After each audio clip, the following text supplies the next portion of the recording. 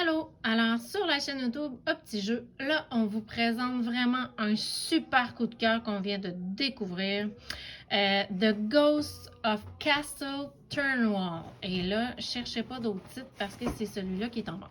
Donc, par Zoc Spiel, comme éditeur, c'est vraiment extraordinaire. Là, on a un mélange de mémoire avec des fonctions exécutives. Donc, pour ceux et celles qui sont plus habitués là, aux sélections et aux catégorisations de jeux à petits jeux avec les formations petits faits, dans les jeux de mémoire, c'est un niveau 3.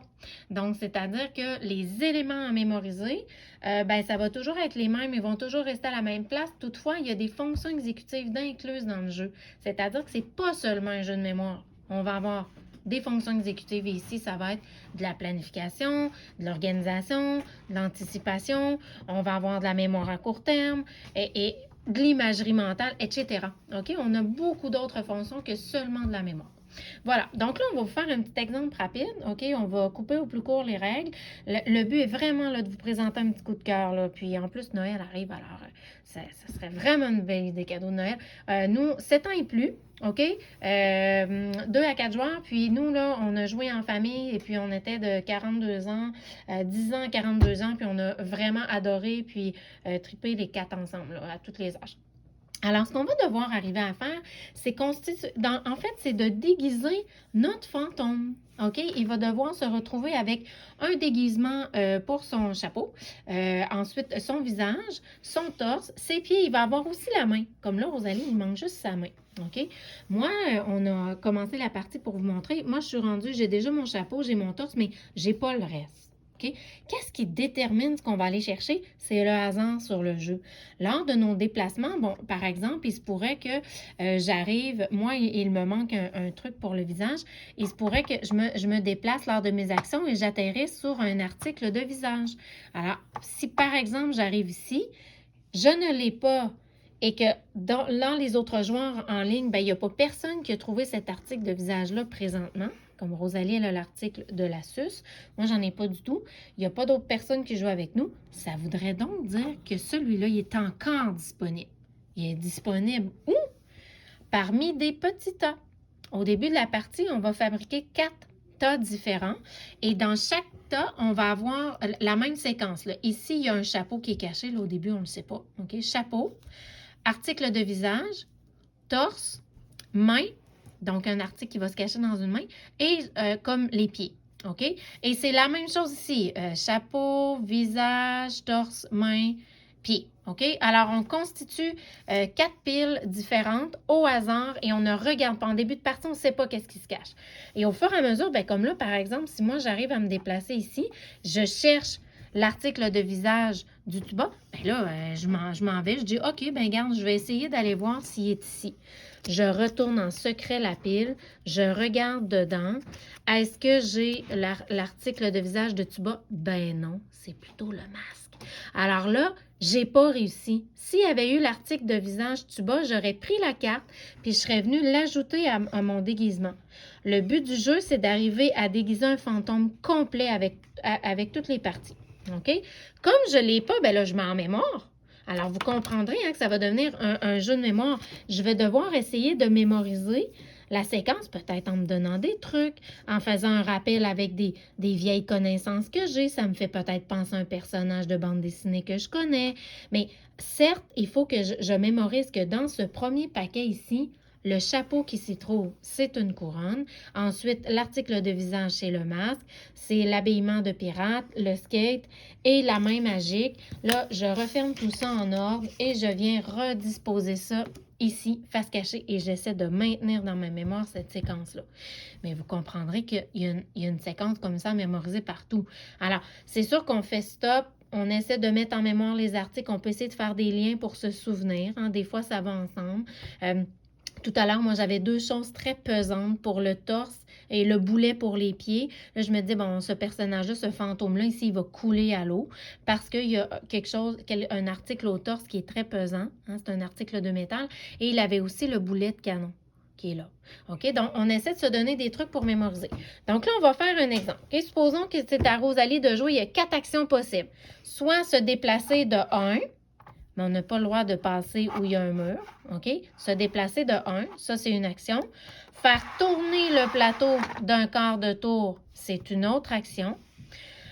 Une troisième sorte d'action, ce serait de déplacer une languette. Et les languettes sont aimantées ici et là. Alors, parfois, en déplaçant, les fantômes se déplacent. Et c'est là que les fantômes, supposons qu'ils sont aimantés et la plaque, par exemple, regardez, je tense ici, ça, c'est accepté. Par un mouvement de déplacement de languette, s'il passe à travers un mur, ça, c'est accepté. Alors, déplacer de 1, OK, de côté sans diagonale. Déplacer une languette, ça, c'est une autre sorte d'action. Tourner le plateau. Et c'est quoi la troisième action, la quatrième sorte d'action, Rosalie, qu'il y aurait à faire? On peut Prendre une languette où il n'y a aucun fantôme, la prendre et la déplacer carrément dans un autre trou. Voilà. On pourrait la disposer, bon, mais par exemple ici. Mais c'est mélangé. Là, on la change. Pas exactement.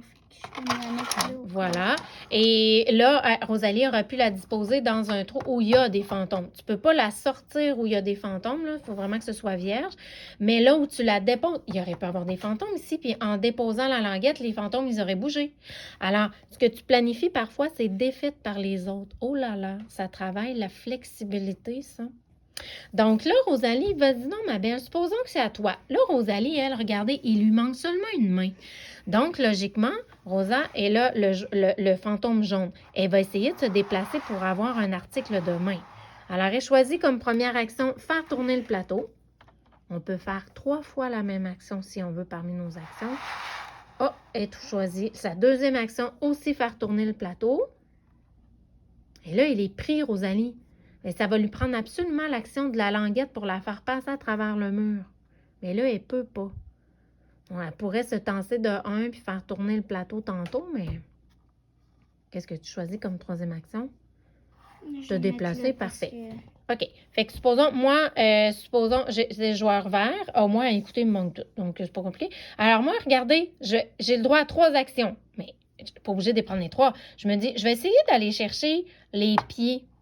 Et là, de la minute que je m'arrête et que ça fait mon affaire de chercher ça, j'arrête, j'ai fini mes actions. J'en fais seulement qu'une, moi, dans ce tour-ci. Et je vais chercher les pieds des pantoufles. Là, est-ce qu'il reste des pieds ici? Oui, il y a des pieds. Alors, je les prends, je les regarde. Oh yeah, je l'ai trouvé. Donc, tu vois, je viens de gagner, d'habiller en déguisement. Je vais essayer quand même de mettre en mémoire ça comme séquence. Et là, je peux me dire, par exemple, dans ma tête, un pirate qui s'est déguisé en sorcière, il part avec son balai. Pirate, sorcière, l'Halloween, un pirate qui s'est déguisé en sorcière. OK, c'est bon. Je remets ça en place. Et c'est au tour de ma belle Rosalie. C'est à son tour 3 actions, ou juste 1 ou 2, peu importe. Là, le tourner est de 1. 2, tu vois, elle s'est sortie du mur. Et 3, on se rappelle qu'elle a besoin de mains. Bon, là, Rosalie, elle est tombée sur un torse. Elle n'en a pas besoin. Mais, puisqu'elle a fini, elle pourrait quand même dire, OK, ben je vais essayer d'aller chercher ce torse-là. Mais au fond, ce qu'elle veut, c'est explorer les paquets pour aller se trouver une main à quelque part. Elle pourrait faire ça.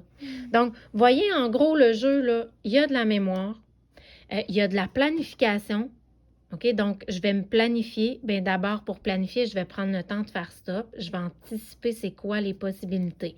C'est là que pour faire anticiper là, le cerveau là, de votre enfant, de votre élève, vous pourriez dire, OK, c'est quoi tes choix? 1, te déplacer. Est-ce que c'est bien de te déplacer selon ce que tu veux? Hein, j'anticipe.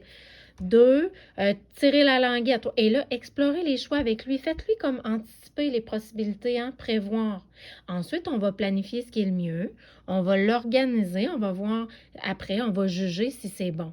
J'anticipe, je le planifie, je l'organise, hein, je le fais. Puis après ça, ben là, je vérifie, je juge. Est-ce que c'est bien ou non? C'est ça, les actions de la planification. Et je vais m'ajuster, je vais user de flexibilité. Puis parfois, il y a des gens qui prennent une carte qu'on aurait voulu parce qu'on savait été où, mais voilà, c'est ça le jeu. Super complet. Moi, c'est vraiment un coup de cœur. Toi, Rosalie? Extraordinaire. On dit-tu bonne jeu à tout le monde? Bonne jeu. Bye! Bonne découverte!